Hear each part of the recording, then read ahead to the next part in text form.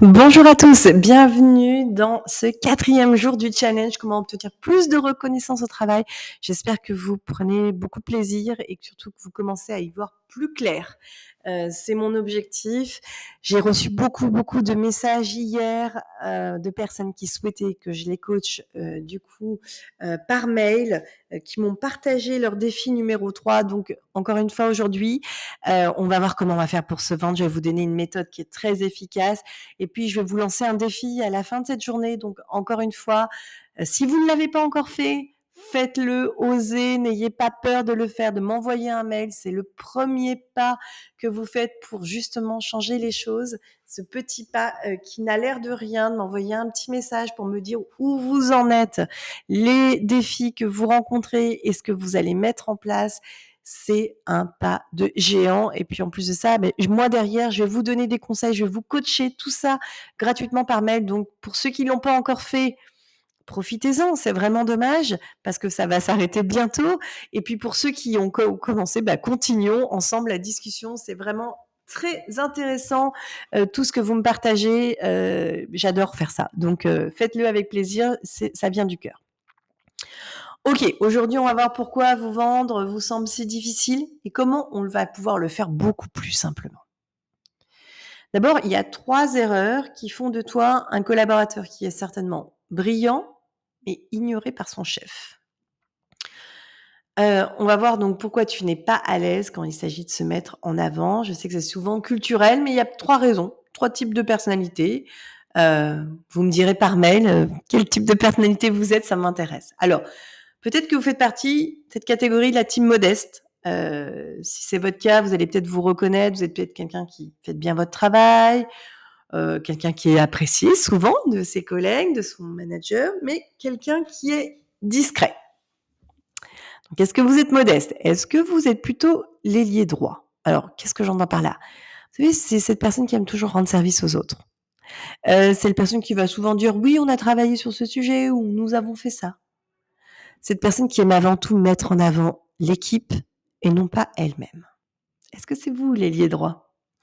Ou alors, vous êtes le génie méconnu. Vous êtes peut-être dans un environnement un petit peu toxique, vous êtes plutôt créatif, vous avez plein de bonnes idées, vous aimez partager vos idées, mais malheureusement, il y a des gens qui vous les piquent avant d'avoir le temps de les mettre en œuvre. Donc, dites-moi, quand vous allez m'envoyer votre petite mail, aujourd'hui, à la fin, du visionnage de cette vidéo, est-ce que vous êtes plutôt modeste? Est-ce que vous êtes plutôt ailier droit? Est-ce que vous êtes plutôt génie méconnu? Ça me permettra de mieux comprendre aujourd'hui où est-ce que vous en êtes. Et le piège, encore une fois, quand on ne sait pas te vendre, c'est de ne pas ou de mal communiquer avec son chef. Et ça, c'est sur ce que vous faites. C'est embêtant parce que ça l'empêche de comprendre quelle est la réelle valeur de votre contribution. Et donc, s'il ne sait pas ce que vous faites, ce que vous apportez, il ne peut pas vous récompenser individuellement. Et ça vous gêne. Donc, souvenez-vous, pour évoluer au sein d'une entreprise, c'est un impératif. On peut pas contourner ça. Il faut savoir se vendre, il faut savoir se valoriser, il faut savoir surtout valoriser votre travail, montrer l'impact de vos actions. Et pour ça, j'ai une méthode très simple, mais très simple. Vous allez voir, c'est la méthode PSB pour se vendre sans effort. Là, ici, je ne vais pas vous demander d'être arrogant, je ne vais pas vous demander de vous mettre en avant, de dire que vous êtes génial, etc. Pas du tout. Donc, pour ceux que ça intéresse, on va voir, c'est pas compliqué. Qui n'a pas eu de promotion cette année? Qui en voudrait une? Qui a l'impression d'être sous-payé? Qui est-ce qui voudrait valider une période d'essai? Qui est-ce qui voudrait peut-être gagner la confiance de son manager? Si c'est votre cas, il va falloir absolument apprendre à cette méthode-là. Parce que ce qui pose problème si vous ne vous vendez pas, si vous ne vous valorisez pas, c'est qu'en fait, il va y avoir une différence, il va y avoir un biais entre l'image que vous souhaitez vous-même envoyer et celle qui va être perçue. Et ça, c'est embêtant et c'est ce décalage-là qui fait que vous ne vous sentez pas bien aujourd'hui à votre poste. Alors, pour bien vous vendre, déjà, c'est important, quand on prend la parole, il faut avoir un objectif de prise de parole. Quand on veut valoriser une action, il faut avoir en tête quel est l'objectif, quel est le message que je veux faire passer. Mais c'est pas tout. Il faut aussi avoir un discours qui se base sur des chiffres, sur des faits, pour être factuel, pour être démonstratif, scientifique dans ce cas-là. On n'est pas là pour brasser de l'air. On est concret.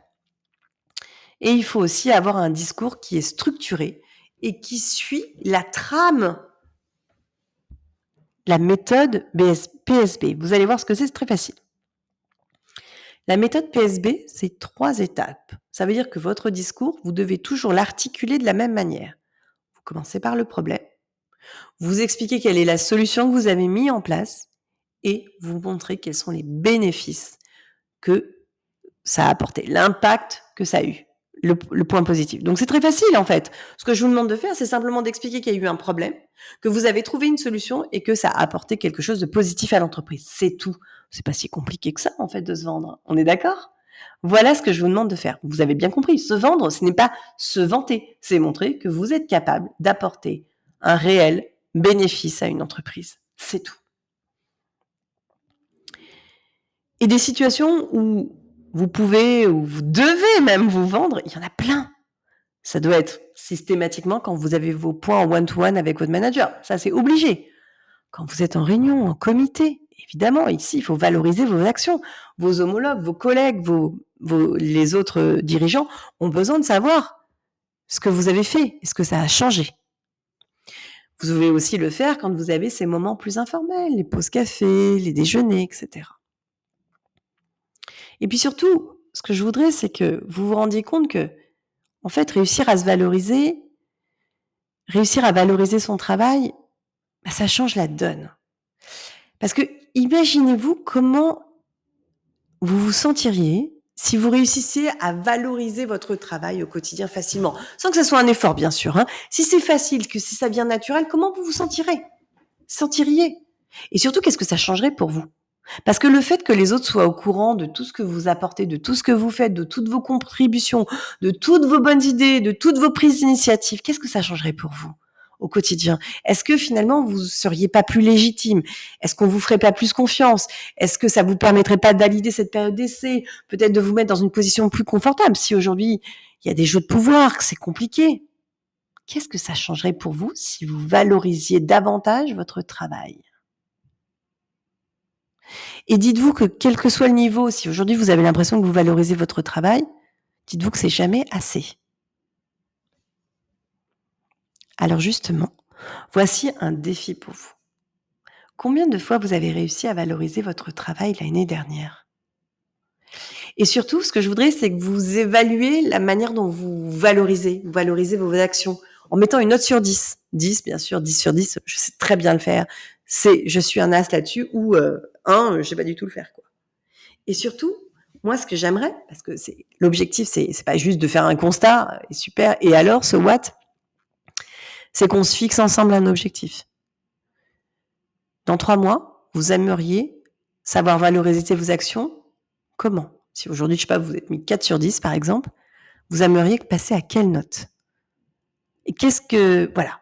Donc, encore une fois, partagez-moi tout ça, envoyez-moi un email. Je vous l'ai dit, je réponds à tout le monde et je prends beaucoup de plaisir à le faire. Envoyez-moi un email.